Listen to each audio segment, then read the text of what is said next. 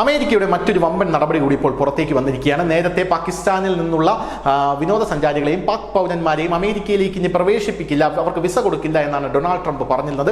അതിനുശേഷം പാക് അധീന കശ്മീരിലേക്കും ഖൈബർ പഖ്തൂൺഖ്വ മേഖലയിലേക്കും ബലൂചിസ്ഥാനിലേക്കും അമേരിക്കയിൽ നിന്നും പോകുന്ന ആൾക്കാർ, വിദേശ സഞ്ചാരികളെ അങ്ങോട്ടേക്ക് പോകരുത് എന്ന താക്കീതും ഡൊണാൾഡ് ട്രംപ് നൽകിയിരുന്നു. എന്നാൽ ഇപ്പോൾ വരുന്ന സുപ്രധാനമായിട്ടുള്ള റിപ്പോർട്ടുകൾ അനുസരിച്ച് പാക് അംബാസഡറെ അമേരിക്ക നടയിൽ അടുപ്പിച്ചില്ല എന്നാണ് അറിയാനായിട്ട് സാധിക്കുന്നത്. US പ്രസിഡന്റ് ഡൊണാൾഡ് ട്രംപ് കുടിയേറ്റ നിയമങ്ങൾ കർശനമാക്കിയ സാഹചര്യത്തിലാണ് ഇത് ഉണ്ടാക്കിയിരിക്കുന്നത്.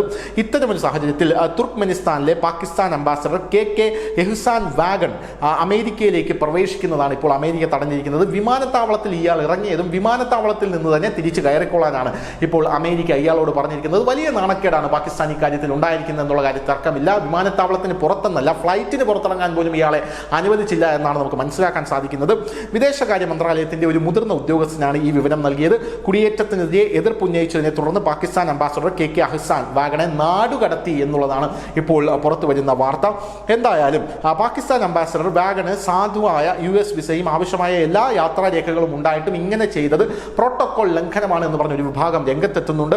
വ്യക്തിപരമായ സന്ദർശനത്തിനായി ലോസ് ഏഞ്ചൽസിലേക്ക് പോവുകയായിരുന്നു. എന്നാൽ US ഇമിഗ്രേഷൻ അഡ്മിനിസ്ട്രേഷൻ ഇദ്ദേഹത്തെ തടയുകയും തുടർന്ന് വിമാനത്താവളത്തിൽ വെച്ച് തന്നെ ഇയാളെ നാടുകടത്തുകയും ചെയ്യുകയായിരുന്നു. എന്നിരുന്നാലും അമേരിക്കൻ ഭരണകൂടത്തിന്റെ ഈ നീക്കം നയതന്ത്ര പ്രോട്ടോകോളിനെ കുറിച്ചുള്ള ചോദ്യങ്ങളാണ് ഇപ്പോൾ ഉയർത്തിവിടുന്നത്. ഈ കാര്യത്തിന്റെ ഗൗരവം കണക്കിലെടുത്ത് പാകിസ്ഥാൻ സർക്കാർ അദ്ദേഹത്തെ ഇസ്ലാമാബാദിലേക്ക് വിളിച്ച് സമാശ്വസിപ്പിക്കും എന്ന റിപ്പോർട്ടുകളും ഇപ്പോൾ പുറത്തു വരുന്നുണ്ട്. എന്തായാലും കാഠ്മണ്ഡുവിലെ പാകിസ്ഥാൻ എംബസിയിലെ സെക്കൻഡ് സെക്രട്ടറി മുതൽ ലോസ് ഏഞ്ചൽസിലെ Pakistan consulate general, deputy consul general, മസ്കറ്റിലെ അംബാസഡർ, നൈജീരിയയിലെ പാകിസ്ഥാൻ എംബസികൾ എന്നിവിടങ്ങളിൽ ഇയാൾ സേവനമനുഷ്ഠിച്ചിട്ടുണ്ട് എന്നാണ് നമുക്ക് മനസ്സിലാക്കാൻ സാധിക്കുന്നത്.